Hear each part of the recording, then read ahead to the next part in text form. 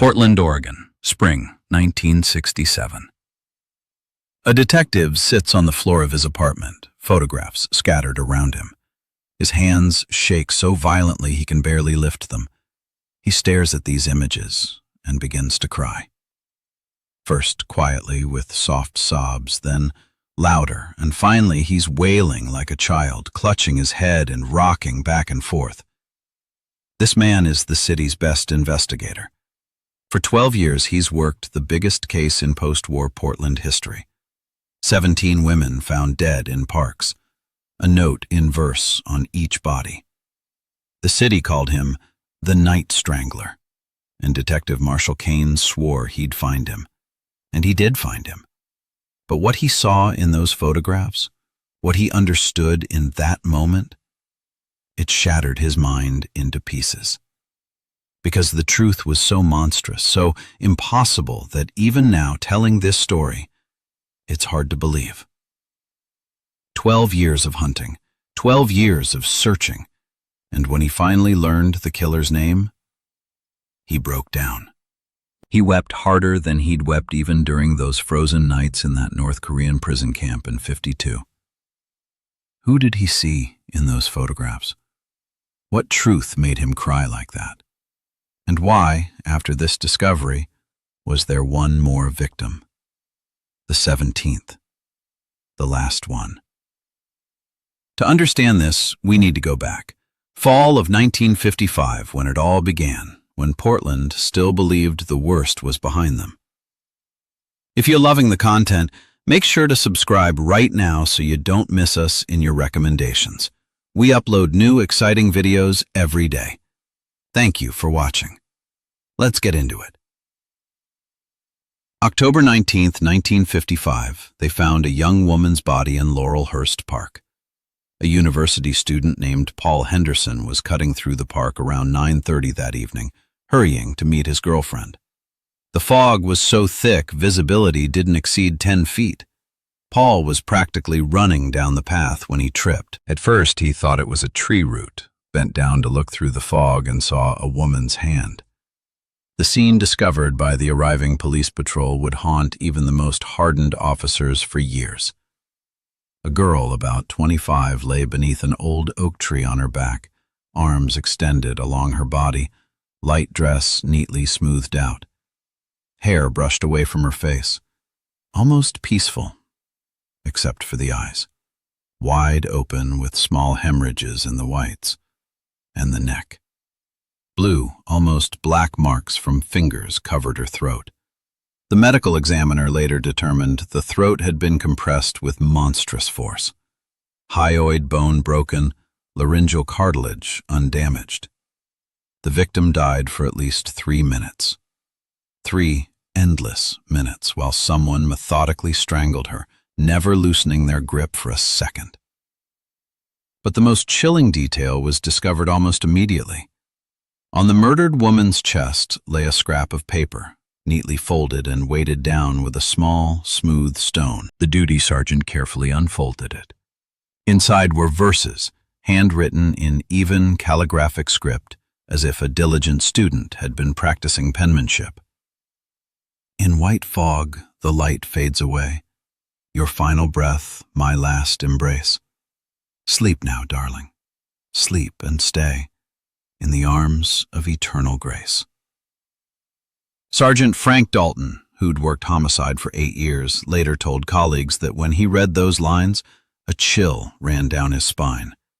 Not from the content, from how it was written, carefully, tenderly, as if the killer was leaving a message to a beloved woman, as if saying goodbye.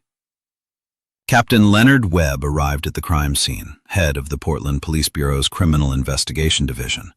A large man with graying temples and the heavy gaze of someone who'd seen too much in his time. He silently walked the perimeter, crouched next to the body, studied the note for a long while, then stood and said a short word that everyone heard, but no one recorded in the report. Sergeant Dalton remembered the captain's expression, grim, almost resigned, as if Webb already knew this wasn't the last victim, that this was only the beginning of something terrible. They identified the victim the next day. Vera Morrison, 26, worked as a librarian at the Multnomah County Library, lived with her mother in the Eastmoreland neighborhood. That evening she was returning from English conversation classes she attended on Tuesdays and Thursdays. Usually took the streetcar to Division Street and walked from there. Laurelhurst Park wasn't on her route. Investigators questioned her mother, a woman around 50 in a dark shawl, hands constantly worrying the edge of her apron. She spoke quietly, monotonously, as if not fully grasping what was happening. Vera was an only child. Quiet, shy girl dreamed of attending Reed College. No suitors, no conflicts. Just went to work, to classes, and back home. Never stayed out late. Why was she in Laurelhurst Park that evening? It was a detour, adding 15 minutes to her commute. Her mother didn't know. The instructor from the conversation class said Vera left right after the session, around 8 p.m. That meant an hour and a half before they found her. Investigators checked all her acquaintances, colleagues, neighbors. No leads. Vera Morrison was one of those people they say wouldn't hurt a fly. Couldn't have quarreled with anyone, couldn't have provoked anyone's hatred. And then the investigation remembered. This wasn't the first murder. August 18th of that same year, they'd found a young woman's body in Washington Park. Helen Bradford, 24, a nurse at Providence Hospital. Strangled. A note on her chest. Verses. At the time, they'd thought it was a domestic crime. Checked the husband, clean. Checked colleagues, former boyfriends. Nothing. The case went cold. And even earlier, in early July, in Forest Park, they found Linda Patterson strangled. 32 years old, elementary school teacher. A note on her chest. Verses. Then they'd thought jealousy, family drama. Her husband was on shift at the Kaiser shipyard. Alibi solid. No relatives, no enemies found. That case also closed as unsolved. Now, after the third murder, it became clear this wasn't coincidence. This was a pattern. 3 women, all young, ages 24 to 32, all strangled with bare hands with monstrous force. All found in parks, late evening or night. All with notes in verse, written in the same handwriting. Captain Webb called an emergency meeting. In the office on the 3rd floor of the Justice Center building, the city's best investigators gathered. Cigarette smoke hung so thick the people around the table could barely make each other out. Webb laid 3 case files on the table and said, "Gentlemen, we have a serial killer operating in our city." The word hung in the air. Serial killer. In Portland. In 1955, 10 years after the war ended, in a city that had survived, rebuilt, believed in the future, rejoiced that the war was behind them. And now this.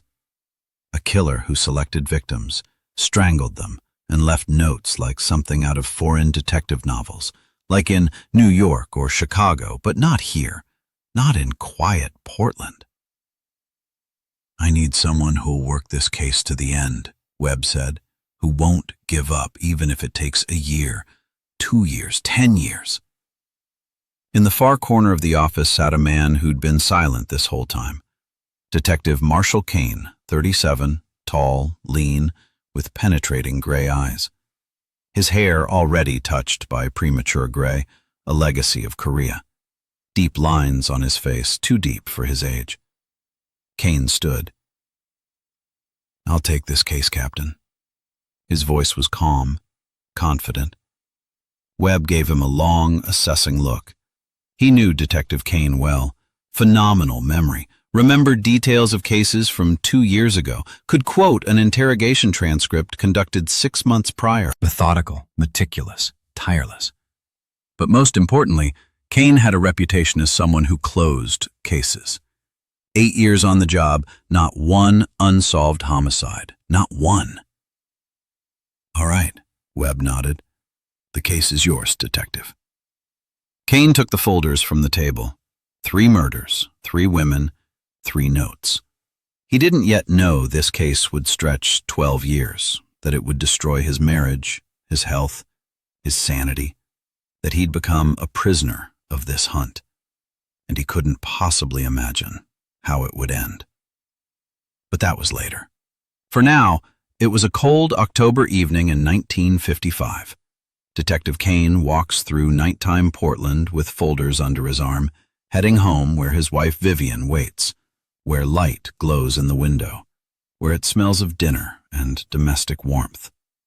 He walks and thinks about 3 dead women, about the verses left on their bodies, about what could make a person kill this way, methodically, carefully, almost tenderly. He doesn't yet know the answer to that question lies much closer than he could suppose. But that would be later, in 12 years. For now, panic is just beginning in the city. But before we continue this story, we need to understand who Marshall Caine is. Because what happens to him in 12 years has roots in the past, deep in the past, in those months that Portland, that America, will never forget. Marshall was born in 1918, father an engineer at the Albina rail yards, mother a German teacher. Ordinary middle-class family, books, classical music in the evenings, discussions about literature over tea. Marshall grew up a quiet, thoughtful boy, read voraciously, knew entire pages from Whitman and Poe by heart. His phenomenal memory manifested early. At 6, he could retell the contents of a book read a week ago, accurate down to the dialogue. In school, teachers marveled. Marshall never wrote down homework assignments, just remembered and completed everything perfectly. In 1939, he graduated high school with honors, planned to attend Reed College, dreamed of becoming a scholar, working with archives, immersing himself in the past. But then the war started. December 7th, 1941, Marshall was 23. Tall, strong young man, fit for service. They drafted him in the first wave. He served in the Pacific, saw Guadalcanal, Tarawa, Okinawa. Returned in 45, shell-shocked but alive. Got a job at the rail yards like his father. Tried to return to normal life, but something inside him had changed. The things he'd seen, the things he'd done, they left scars deeper than any physical wounds. In 1950, when the Korean War started, they called him up again. Marshall was 32, a reservist. He didn't want to go, but had no choice. Shipped out to Korea in early 1951. His unit got caught in a Chinese ambush near the Chosin Reservoir. Captured. Spent 18 months in a POW camp in North Korea. Winter of 51 to 52. That winter, anyone who didn't live through a North Korean prison camp will never understand what it was. Cold penetrating to the bones, to the lungs, to the very heart. Hunger eating a person from inside, turning them into a shadow. Darkness because there was no electricity. Silence because people had no strength left to speak. Marshall remembered that winter in fragments, separate frames like torn film. Remembered men dying around him. Remembered the guards, brutal, indifferent. Remembered hunger so consuming it filled all consciousness, leaving no room for any other thoughts. And then, a gap. 19 days in February 1952 that he couldn't remember at all, as if they'd been cut from his life. He remembered being moved to a different barrow February 3rd, remembered waking up in the camp infirmary February 22nd, but those 19 days between, nothing. Black void.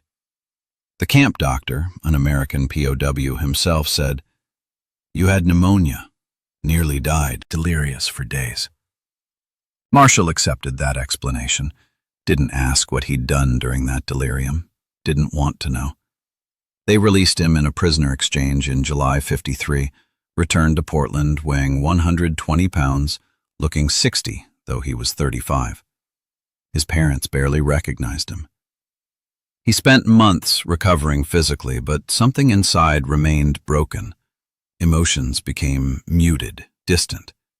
He could sympathize with people, but didn't truly feel their pain. Could get angry, but didn't truly hate. He just functioned, mechanically, efficiently, without excess emotion. He didn't return to the rail yards, didn't want manual labor, applied to the police academy. They took him, literate, disciplined, with that phenomenal memory, exactly what they needed. Marshall proved a natural investigator. He could study evidence for hours, interrogation transcripts, establish connections others missed. His memory worked like a filing system. Read a case file once and he remembered every detail. By 54, he'd made detective. 8 years on the job, not one unsolved homicide.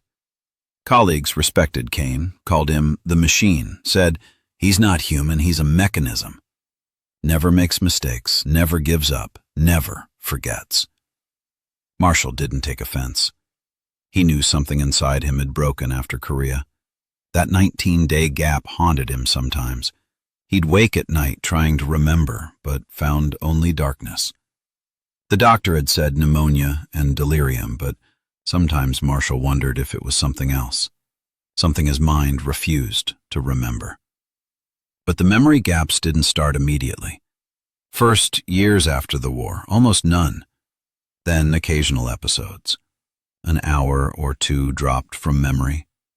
Caine chalked it up to fatigue, overwork, everything's normal. Sometimes found notes in his own notebook he didn't remember writing. Strange phrases, handwriting slightly different but not entirely foreign. He didn't attach significance to it. Thought stress, overexertion, the brain protecting itself. Didn't tell doctors, afraid they'd take him off the job. In 1950, at age 32, Marshall married. His wife was named Vivian. She worked as a bookkeeper at Meyer and Frank department store. They met by chance, Marshall investigating a theft, Vivian helping with records. Quiet, calm woman, 28, with a failed marriage behind her. Husband had died in the Pacific in 44. No children. Marshall didn't love her with that romantic love they write about in books, but he felt calm with her. She didn't demand openness, didn't ask questions about the past, just stayed beside him. It felt like comfort, like what Marshall had lost in that Korean winter.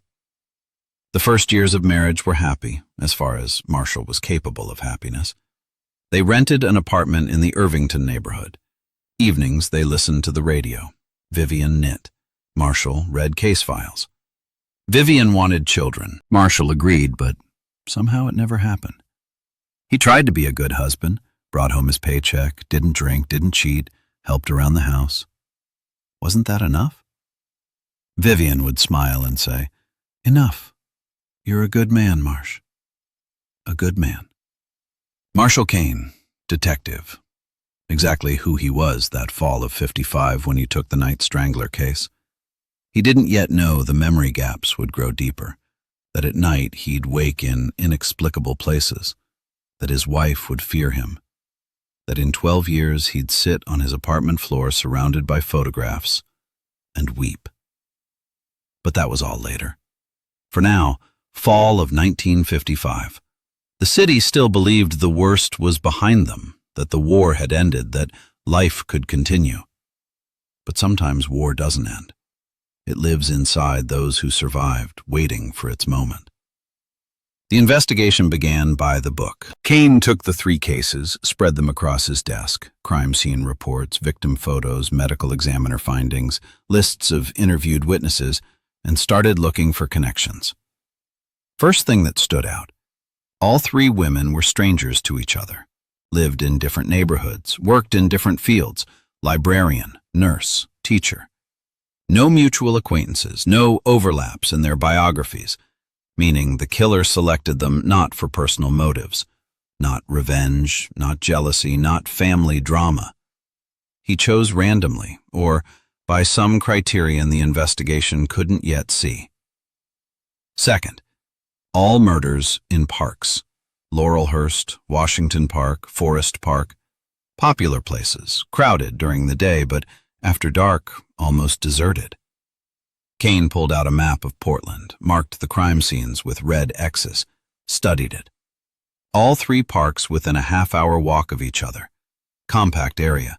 meaning the killer either lived here or worked here, knew the terrain, knew where to remain unnoticed. Third, the notes. Caine laid them before him. 3 pieces of paper, 1 handwriting, even, calligraphic, careful, as if someone had learned to write beautifully and trained for years. The verses, simple, uncomplicated, but held a certain tenderness, sadness, as if the killer didn't rejoice in the victims' deaths, as if he mourned. In white fog the light fades away. Sleep in the arms of the night so dark. Peace I give you forevermore. Caine read and reread, trying to understand what this meant, why he left notes, what he wanted to say. Serial killers usually fall into types. Some derive pleasure from the act of killing, from power over the victim, from her fear. Others kill on a mission, think they're cleansing the world of sinners, prostitutes, unfaithful wives. But this one, he seemed to bid farewell to his victims, wish them peace, love them in some strange, sick way. Caine wrote in his notebook, killer type, organized. Plans murders, selects locations, writes notes in advance, controls himself. Likely educated, intelligent. Age 30 to 50. Male, physically strong judging by the nature of injuries to victims' necks. Then came the interrogations. Hundreds of interrogations. Caine and his team combed through neighborhoods around the parks, questioning everyone who might have seen something. Residents of nearby houses, building superintendents, store clerks, streetcar conductors, beat cops. Had anyone seen suspicious people in the parks on those days? Had anyone noticed anything strange? Testimony trickled in piece by piece. An old woman from a house opposite Laurelhurst Park. Yes, I saw a man that evening. Tall, in a dark coat, stood by the park fence, smoking, then went inside. Didn't see his face. The fog was too thick. A groundskeeper from Washington Park. Yeah, I was raking leaves that day. Toward evening I noticed someone on the far path, walking slow, like waiting for someone. But I didn't think much of it. Lots of people walk through. A beat cop near Forest Park. A man passed me maybe 20 minutes before they found the body. Said hello, real polite. I even thought, real gentleman. Didn't remember the face. It was dark. 3 different witnesses, 3 different parks. And all said roughly the same thing. Tall man, dark clothing, polite, unremarkable. A ghost in the fog. Caine compiled a composite sketch, averaged, blurred. Middle-aged man of average appearance, lean, tall, no distinguishing features. There were hundreds of thousands like him in Portland. They distributed the sketch to all precincts, posted it in public places, wrote a careful article in the Oregonian without naming details. Police seeking witness in connection with park homicides. No response. Weeks passed, then months. Fall turned to winter. Caine worked 12-hour days, came home late, collapsed into bed, exhausted. Vivian would ask, "How's it going?" He'd answer, "Working," and leave again. He felt the case consuming him, thoughts of the killer filling his head. Even at night he had dreams, foggy parks, women's figures walking paths, and a shadow following them. He'd wake in cold sweat, stare into darkness, couldn't fall back asleep. Vivian tried talking to him. "Marsh, you're working too much. You need rest. At least take a day off." He'd nod, promise, but wouldn't rest, because he knew every day he didn't find the killer was a day when another victim might appear. And on January 23rd, 1956, she did. 4th victim, Peninsula Park, evening, fog. A passerby found the body by the fountain, woman around 28, strangled. Note on her chest, "I give you eternal sleep, where there's no pain or dread. Forget the earthly laws you keep. I am your God, your light, your bed." Caine arrived on scene within half an hour of the call, stood over the body and looked. Same scene, same handwriting, same method. He hadn't been fast enough, hadn't caught him, hadn't prevented this. They identified the victim the next day. Janet Mitchell, 28, accountant at a textile mill, had been returning from work. Usually rode the streetcar, but that day decided to walk. Weather was foggy, but mild for January. No one saw her enter Peninsula Park. No one noticed who followed her. Caine returned to his office, sat at his desk, laid out 4 folders before him. 4 women, 4 lives cut short by the same hand. Not one lead. Captain Webb called him in. "Marshall, I understand this is a difficult case, but the city's panicking. People are afraid to walk through parks at night. Women won't leave their homes after dark. I'm getting calls from City Hall demanding results." "Understood, Captain." "What do you have?" "Almost nothing. Composite sketch is vague. Witnesses saw little. Handwriting on the notes is unusual, but forensics can't determine authorship. Motives unclear." "So we're spinning our wheels?" "For now, yes."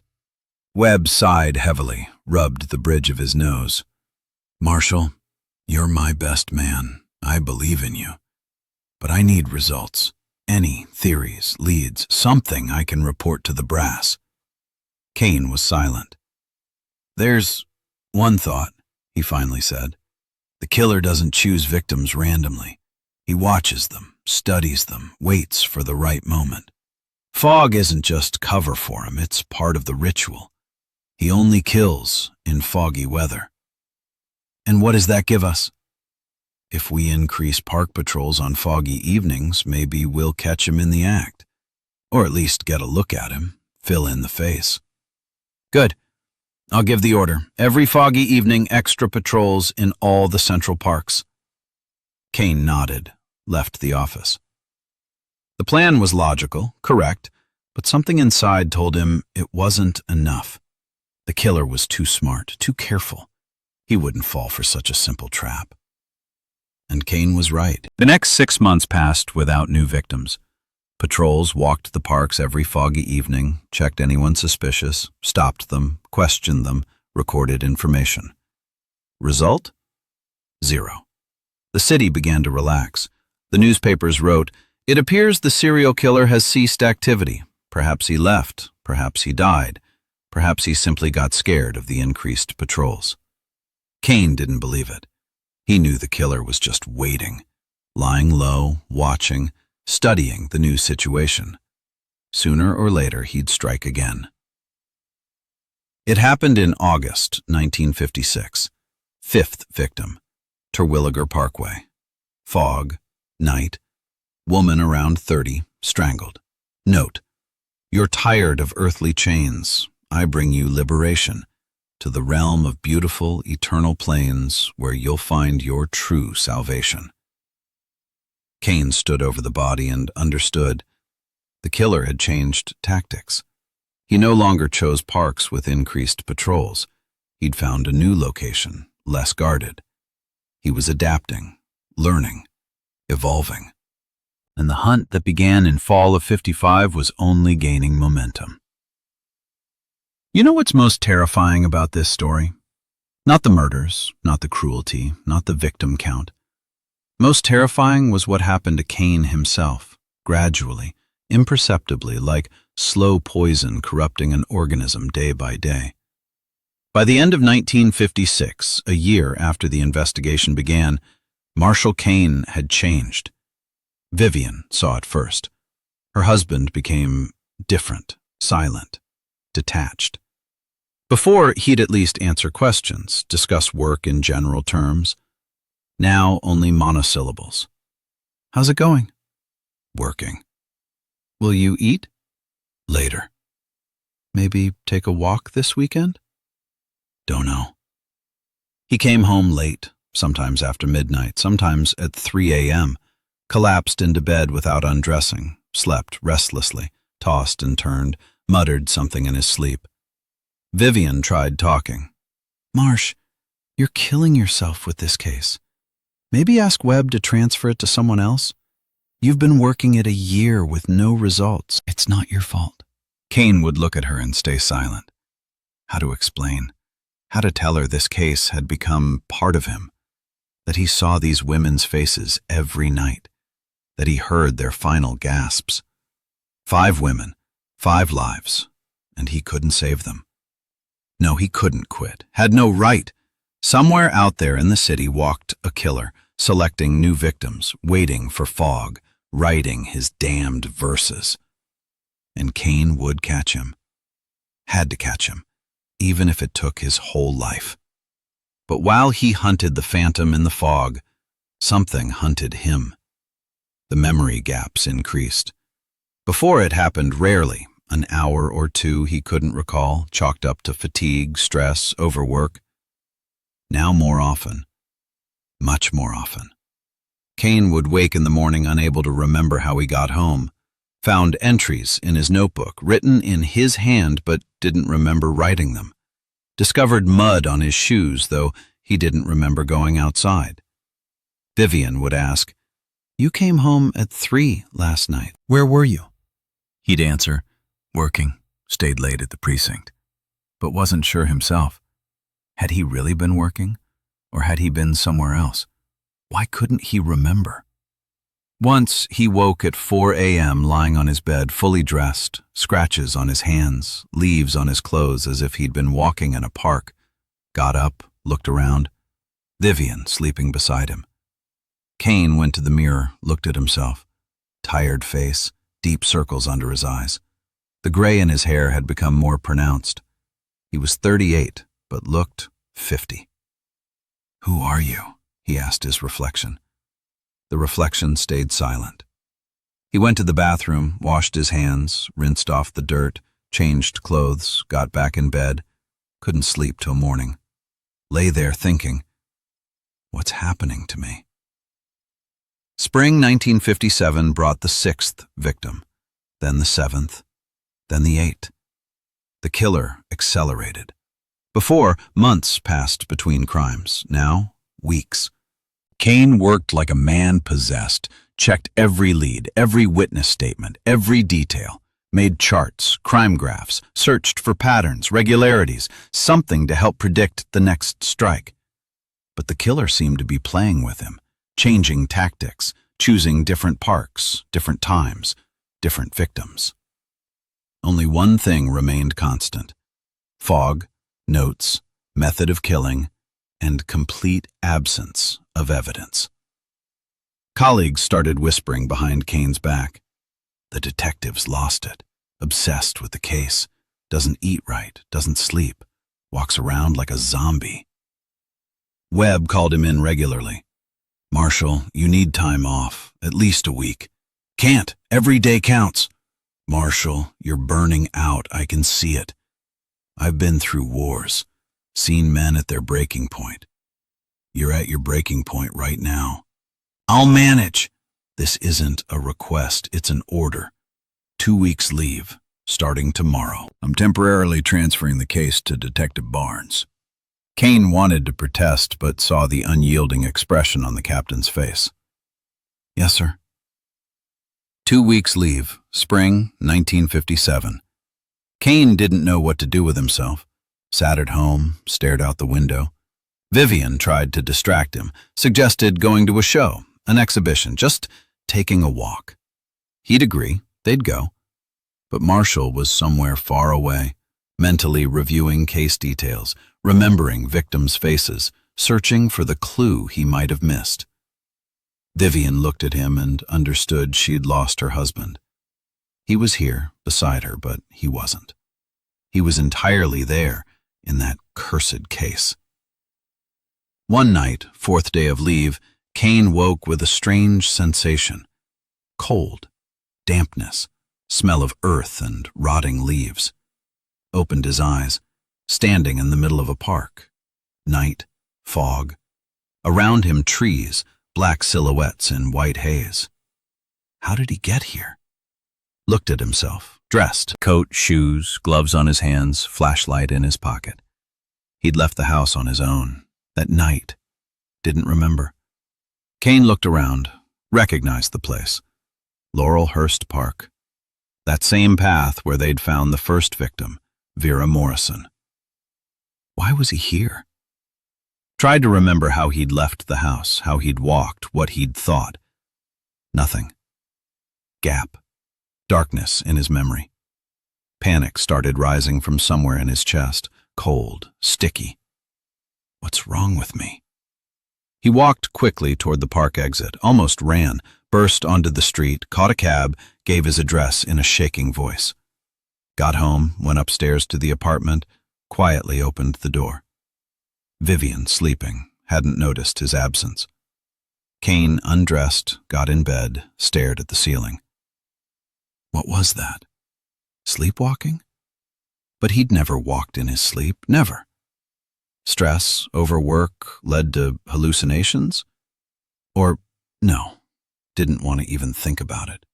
But the thought crept in, quiet, insistent. What if the memory gaps weren't just fatigue? What if during those moments he did something he didn't remember later?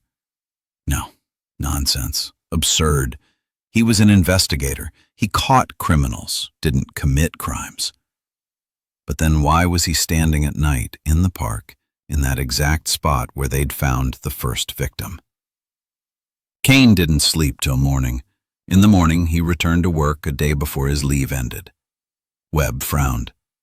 I expected you in 2 weeks. Can't sit at home. Need to work. Marshall. Please, Captain. I'm better off here, on the case. Webb sighed, waved his hand. Fine. Work. Caine returned to his office, sat at his desk, opened the case folders. 8 victims from July 55 to May 57. Almost 2 years of hunting and not one lead. And the memory gaps didn't stop, got longer, stranger. He started fearing nights, feared sleep, because he didn't know where he'd wake up or what he'd done while he slept. But the worst was still ahead, because soon Caine would find something that would change everything. A journal, written in his own hand about crimes he didn't remember committing. Time passed. 1958, 9th victim. 1959, 10th and 11th. 1960, 12th. The murders continued with frightening regularity. Every few months, a new body in a park, a new note, a new investigation hitting a dead end. Portland lived in fear. Women were afraid to go out at night. Parks emptied after sunset. Police patrols walked constantly. But it didn't help. The killer seemed invisible, a ghost. He appeared, killed, and vanished without leaving traces. Caine became a shadow of himself. He turned 42, looked 60. Gray hair, deep wrinkles, hands shaking from constant sleep deprivation and nervous strain. Vivian left him in 1960. Couldn't take it anymore. 5 years living with a man who no longer existed, who'd turned into a machine obsessed with one goal, who didn't see her, didn't hear her, didn't feel her. She said, Marsh, I can't anymore. You chose this case. You chose it over me. I'm leaving. Caine stayed silent, didn't try to stop her. Understood she was right. He really had chosen the case because he couldn't do otherwise. Somewhere out there walked a killer, and as long as he was free, Caine had no right to personal life, to happiness, to peace. Vivian packed her things and left. Caine stayed alone in a studio apartment he'd gotten after the divorce. Small room, cot, desk, closet. Nothing else needed. He worked days at the precinct, nights at home over case folders. 13 victims from 1955 to 1966. 11 years of hunting. 11 years of life given to this case. And nothing, not one lead. Colleagues stopped talking to him, avoided him, considered him cursed. The detective who couldn't crack the case, who'd spent over a decade with no results. Webb supported him, said, Marshall, you've done everything you could. This isn't your fault. Sometimes criminals don't get caught. It happens. Caine disagreed. His fault. He should have found him, should have prevented these deaths. 13 women, 13 lives lost because of him, because he couldn't, didn't manage, didn't figure it out. By that time, the memory gaps had become almost daily. He'd lose several hours every night, wake in strange places, find dirt on himself, scratches, traces of soil. Didn't understand what was happening. Was afraid to ask doctors, afraid they'd say he was losing his mind, remove him from the case. And he couldn't be removed. Had no right. This was his case, his hunt, his life. And in spring 1967, everything changed. April, foggy evening, 14th murder. Caine arrived on scene, Pier Park. Woman around 35, strangled. Note, usual scene. He'd seen this 13 times. But the forensics team found evidence, a button, small metal button in the grass near the body, tarnished, dirty, with characteristic engraving. Police uniform button. Caine looked at it, then at his own uniform jacket, counted the buttons. One missing. His button at the crime scene. The world around him froze. No, couldn't be. Coincidence. Someone planted it, framed him. But deep inside he knew this wasn't coincidence, knew the memory gaps weren't just fatigue, knew that at night, when he didn't remember himself, something terrible happened, something he didn't want to know. But now he'd have to know, because the truth was very close, and it was more terrifying than any nightmare. You know, there's a moment in life when reality breaks, when everything you believed in, everything you built your life on, crumbles like a house of cards, and you stand among the ruins not understanding who you are now. For Marshall Caine, that moment came on an April evening in 1967. He stood at the 14th murder scene and looked at the button in the forensics tech's hand, small, metal, with the characteristic Portland Police Bureau engraving. His button. "Detective Caine." Detective Barnes's voice sounded careful. "We need to talk."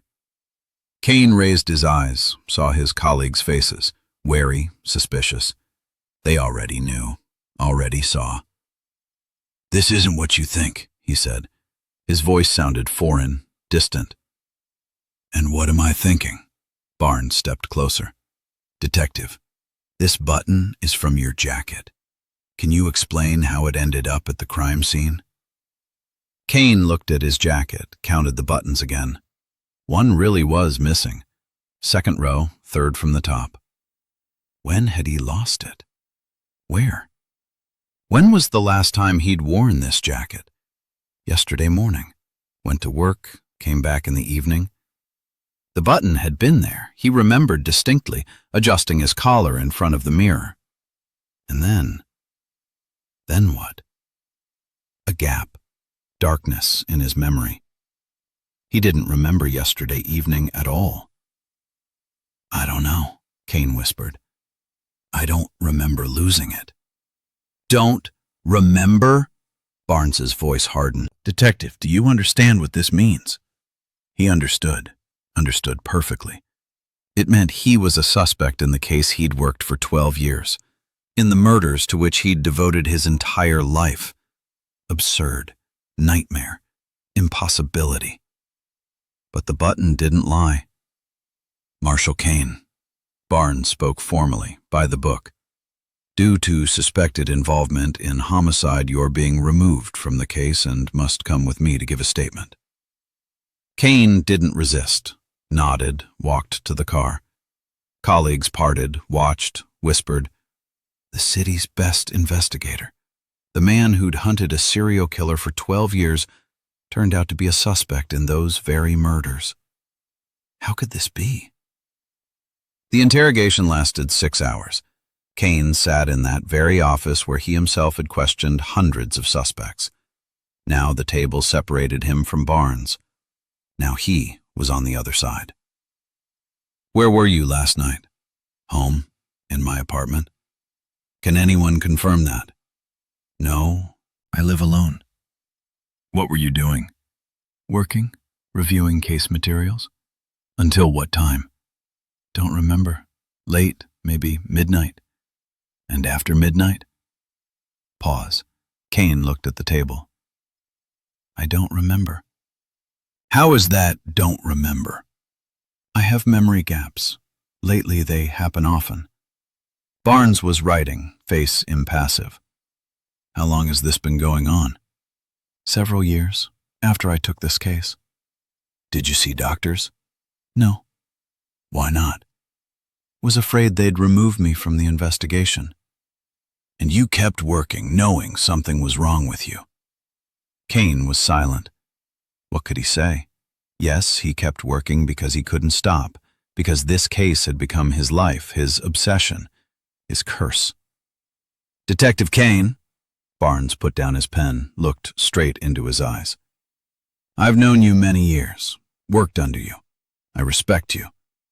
But I have to ask, could you have committed these murders during your memory gaps? Silence.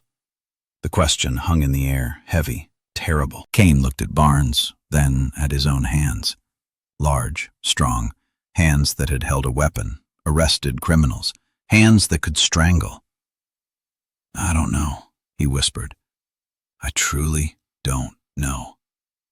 And that was pure truth. He didn't know, didn't remember, couldn't be sure. Maybe during those moments when memory shut off, he became someone else, became the one he'd been searching for all these years. Maybe while hunting the phantom, he'd been hunting himself. This thought was unbearable, monstrous, mind-shattering.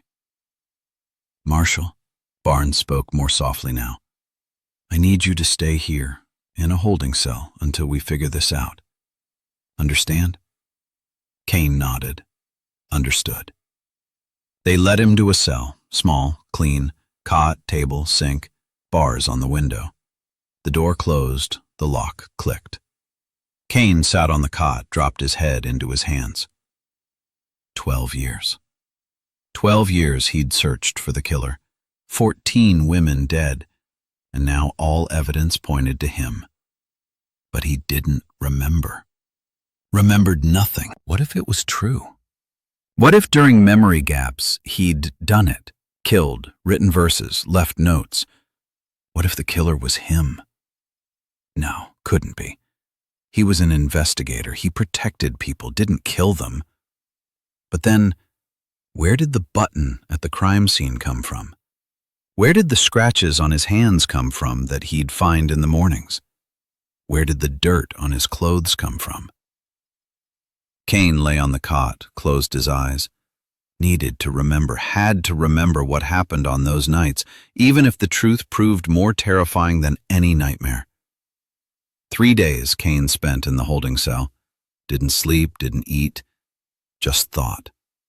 Reviewed in his memory all the gaps, all the strangeness, all the moments he couldn't explain. The list came out long, frightening. 1956. Woke in a park at night, didn't remember how he got there. 1958. Found entries in his notebook he didn't remember writing. Handwriting similar to his, but slightly different. 1960. Vivian said he'd left at night, returned by morning. Didn't remember. 1963. Came to on the Willamette waterfront at 4 a.m., in his hands a notebook with verses. His handwriting, but didn't remember writing them. And dozens, hundreds maybe, of such episodes. All these years he'd attributed it to stress, overwork. Didn't want to admit something was wrong, didn't want to see the obvious. And the obvious was terrifying. On the 4th day, Barnes came. Marshall, we searched your apartment under warrant. Sorry, but it was necessary. Caine nodded, understood. He'd have done the same in Barnes's place. And we found something. Barnes hesitated. We found this. He laid a worn suitcase on the table, opened it. Inside, a stack of notebooks. This was in your closet, in the very back, hidden behind old things. Caine looked at the notebooks, ordinary school notebooks, lined paper covered in small handwriting. I don't remember this suitcase, he whispered. Look. Barnes opened the first notebook. Here's the first entry. Caine took the notebook with trembling hands, read, August 15th, 1955. Today, it truly began. The handwriting.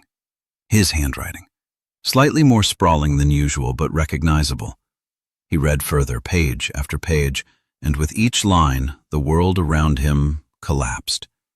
These were descriptions of the murders, all 14, detailed from the first person. How he'd stalked victims, how he'd chosen locations, how he'd waited for fog, how he'd written verses in advance, sitting at home selecting rhymes, rewriting several times. And between the lines, reflections on life, on death, on what happened to him in Korea. I don't remember those 19 days of February '52 at all, as if they'd been cut from my life. But the body remembers. The hands remember.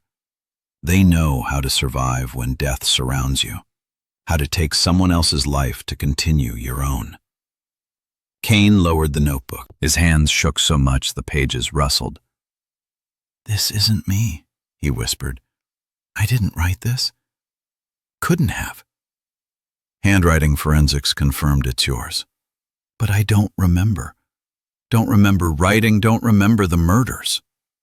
Marshall, Barnes spoke gently, carefully. There's a term, dissociative identity disorder. When a person splits into multiple personalities, one doesn't know about the other's existence. It's rare, but happens, especially after severe psychological trauma. Korea, winter 51 to 52, 19 days of gap. What had he done those days? What so terrible had he experienced that his psyche fractured? You think I have a second personality? Caine forced out the words with difficulty. They stuck in his throat. Psychiatrists say it's possible, need full evaluation, but the journals, they're written as if the author observes you, knows you're investigating, mocks it. Caine took the next notebook, found an entry. Marshall Caine doesn't know about me. He works the case, studies evidence, questions witnesses, and I watch from inside. Sometimes it's amusing. He tries so hard, so immersed in the search for the killer. Doesn't understand he's looking in a mirror. We're one whole, but divided. I come out at night. He wakes in the morning and doesn't remember. Convenient system. Caine squeezed his eyes shut. Nausea hit. Dizziness. Impossible. Impossible. But the handwriting was his. The details, only the killer knew them. And the button at the 14th murder scene? All evidence formed one picture. Strange, monstrous, mind-rending. He was the killer. That same Night Strangler he'd searched for 12 years. He'd been hunting himself and hadn't known. What happens now? Caine asked, his voice sounding alien, distant. Psychiatric evaluation. If they confirm dissociative identity disorder, you'll be deemed not criminally responsible. Not prison. Psychiatric hospital. Involuntary treatment. Not prison sounded almost like relief, but it didn't change the essence. 14 women dead because of him, by his hands. Even if he didn't remember, even if it was a second personality, but his hands, his body, his guilt. I want to see photographs, Caine said suddenly. What photographs? All the victims, all 14.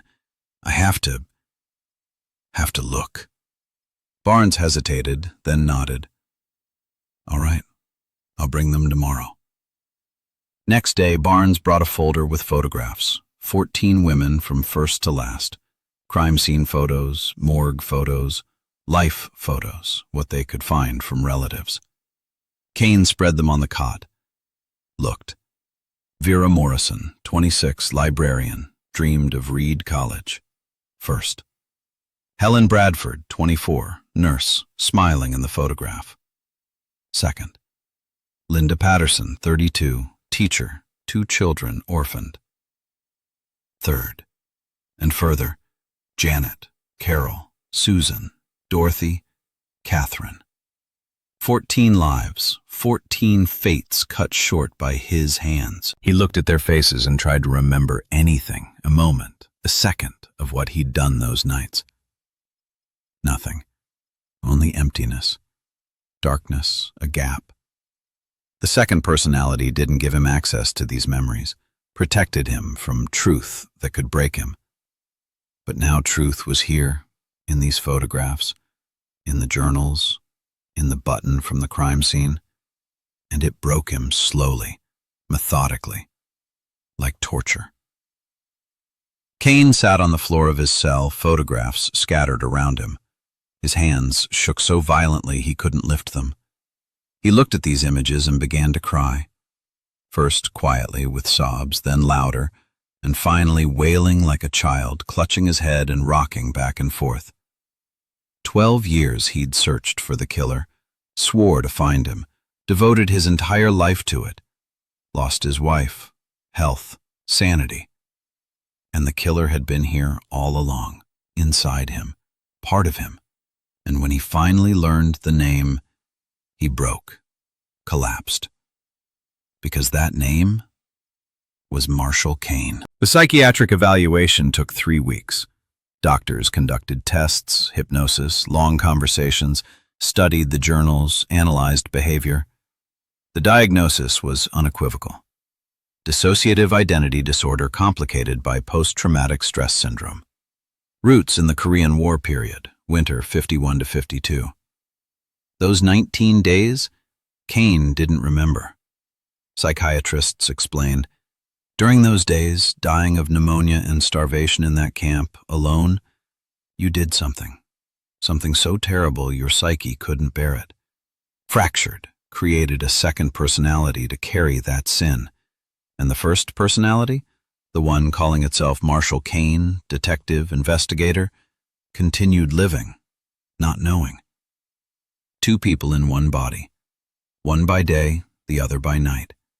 One caught criminals, the other was a criminal.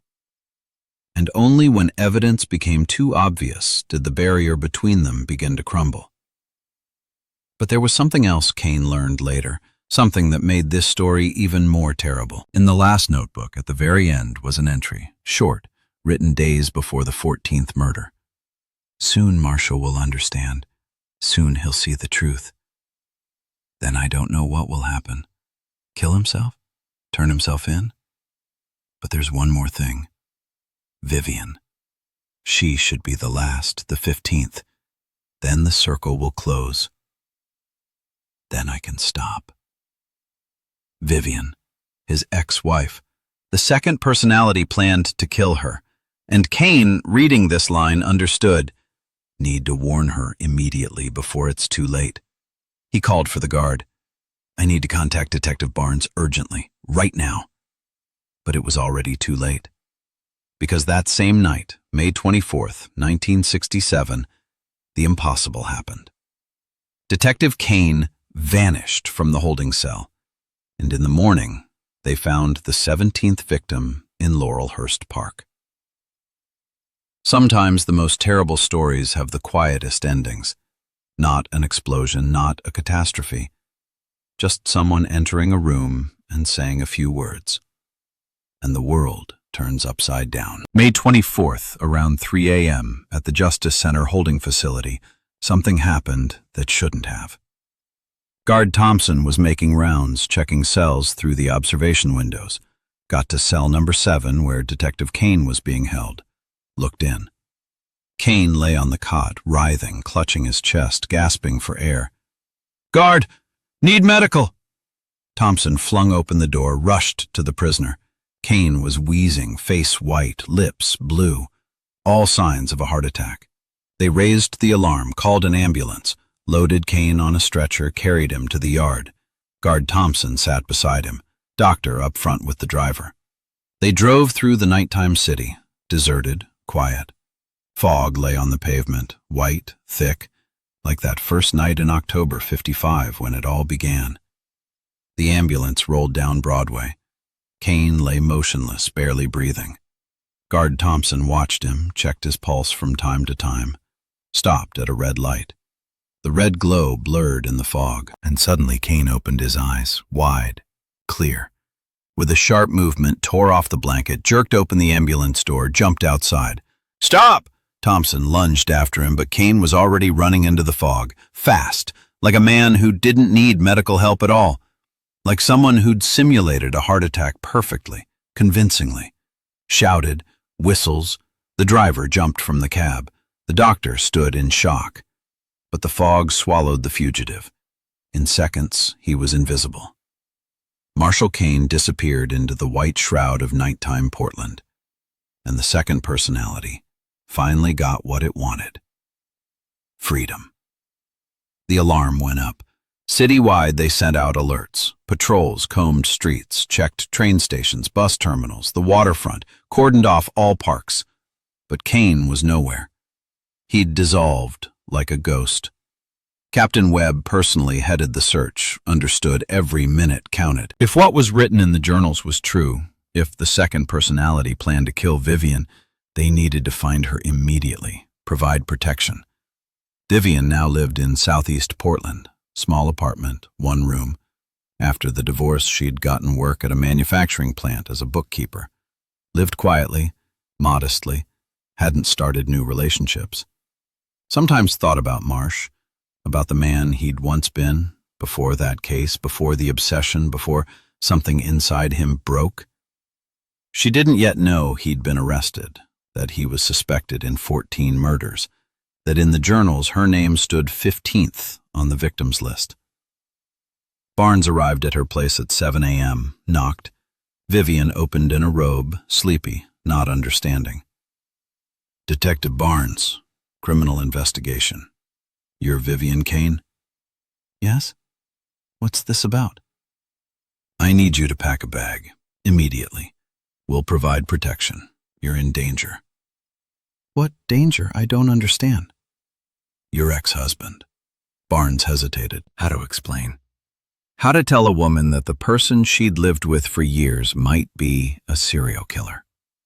"He escaped from custody. There's reason to believe he may try to harm you." Vivian paled, sat in a chair, hands shaking, chaos in her head. Marsh.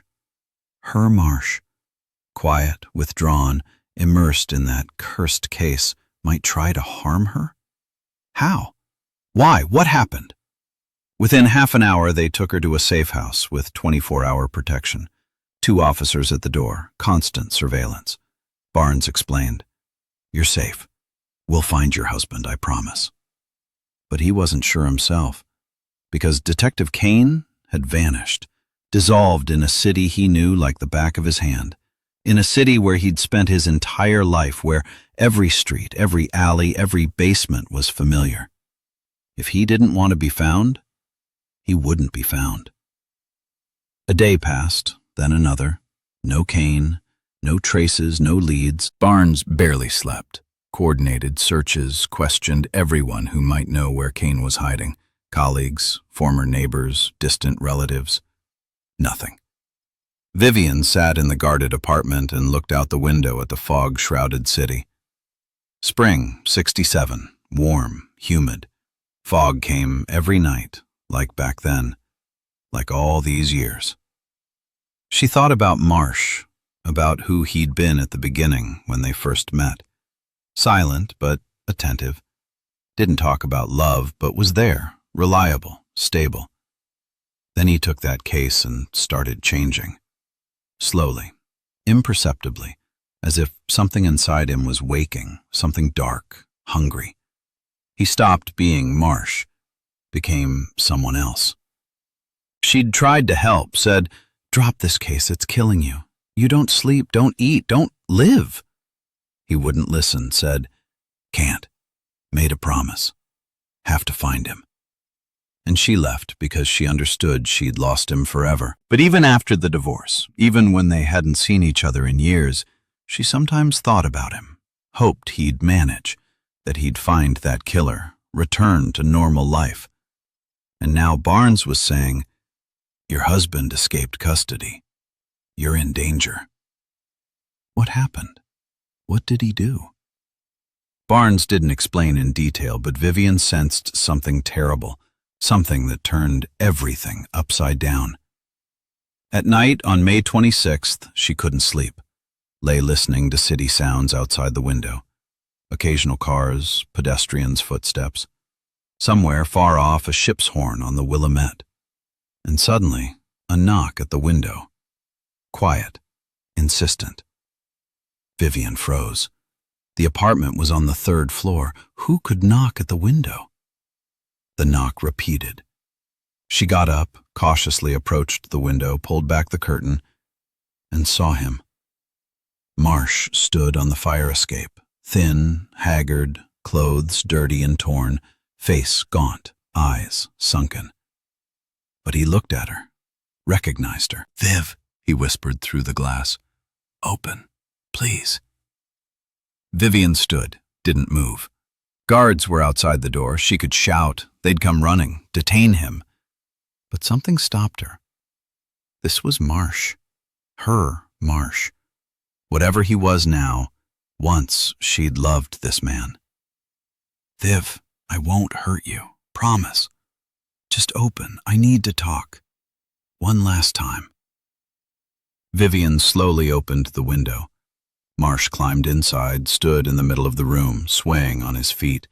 Looked like he'd collapse any moment. "Why did you come?" Vivian asked quietly. "To kill me?" Marsh flinched, looked at his hands, large, strong, a killer's hands. "No," he whispered. "I came to warn you. You need to leave the city as soon as possible, far away." "Why?" "Because he wants to find you, kill you. And I can't stop him. He's stronger, especially at night, especially when it's foggy." Vivian looked at her husband, listened as he spoke about himself in 3rd person, about him, about someone else living inside, and suddenly understood. "It's true," she whispered. "What Barnes said. You're the killer you've been searching for all these years." Marsh covered his face with his hands. His shoulders shook. He cried soundlessly, bitterly. "I didn't know," he whispered through his fingers. 12 years, I didn't know. I really thought I was looking for someone else. But it was me. All this time. Me." Vivian took a step toward him, wanted to embrace him, comfort him, but stopped. This man had killed 14 women. 14, with his own hands. Even if he didn't remember, even if it was a second personality, but his hands, his guilt. "What happens now?" she asked. "I'll turn myself in." Marsh lowered his hands, face wet with tears. "In the morning, I'll go to the precinct myself. But first I wanted to make sure you're safe, that he won't get to you." "He? That's you, Marsh." "No, he's what was born in that Korean winter, when I was dying of starvation, when I did things they don't talk about, things worse than death. My psyche couldn't take it. Fractured. And that part, it lives separately, at night. In the fog." Vivian sat on the bed, looked at her husband, at the man she thought she knew, but turned out she didn't know at all. "Leave," Marsh said. "Please. Another city, another name. I'll tell them where you are, but only after they lock me up, when he can't reach you." "And if they don't lock you up? If you escape again?" Marsh pulled a razor from his pocket, opened it. The blade flashed in the moonlight. "Then I'll do what I should have done long ago." Vivian jumped up. "No, don't you dare!" 14 women dead, Viv. 14. Because of me. I can't live with that. Shouldn't. It's not your fault. You're sick. You need treatment. Guilt is always there. Even when you don't remember. Even when you weren't yourself.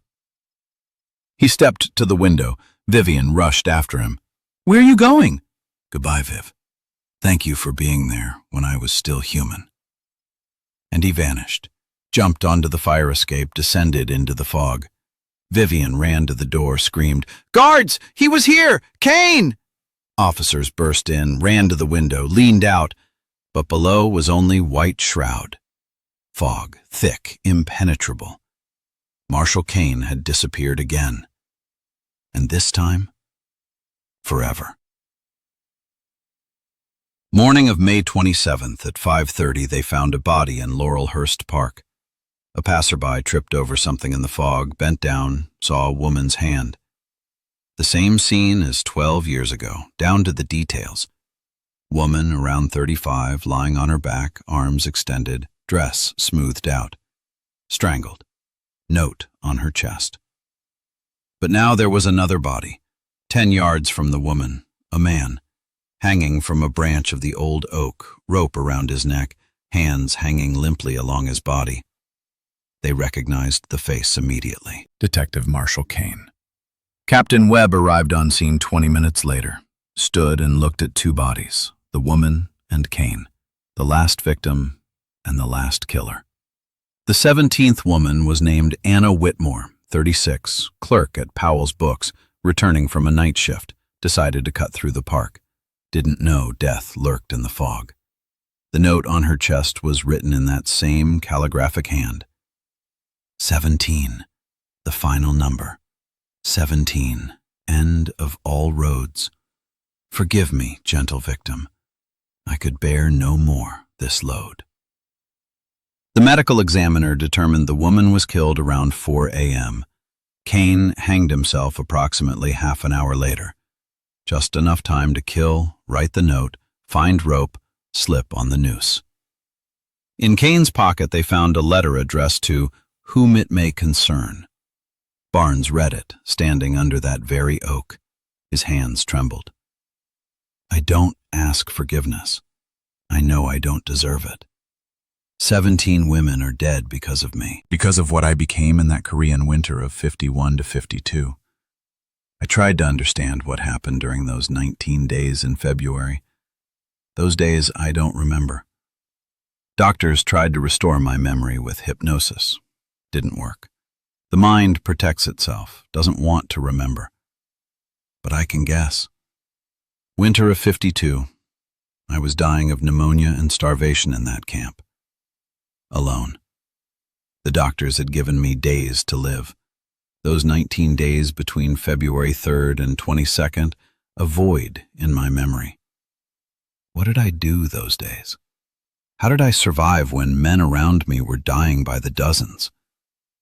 I did what some did to not die, what they don't speak of, what's worse than death itself. I don't remember exactly, don't want to remember. But memory fragments, a body in the barracks, hunger that stopped being just hunger, hands doing something unspeakable.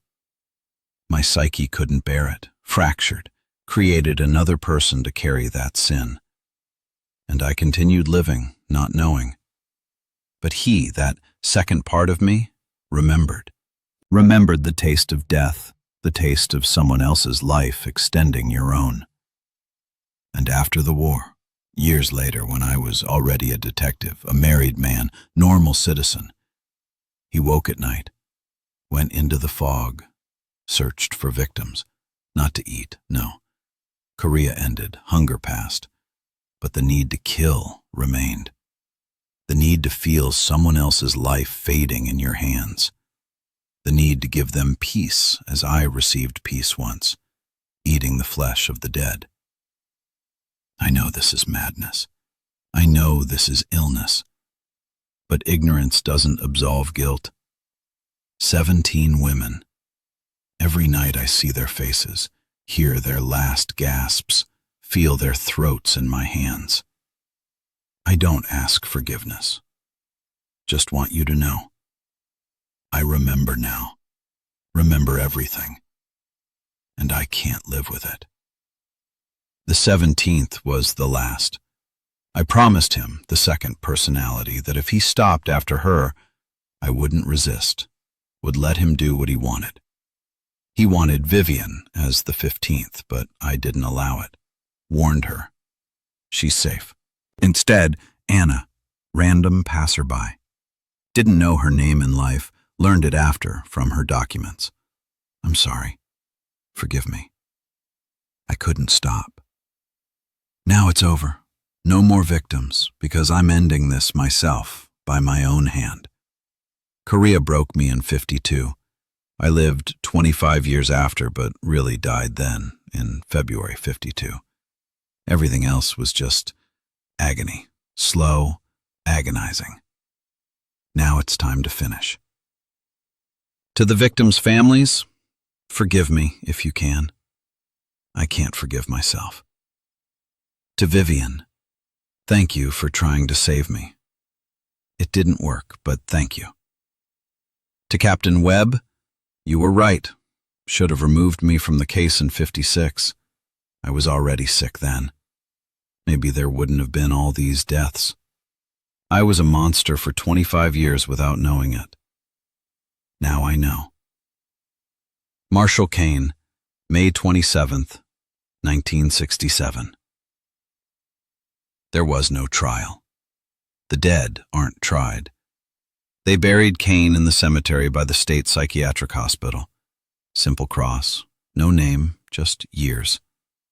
1918 to 1967. 49 years. 12 of them hunting himself.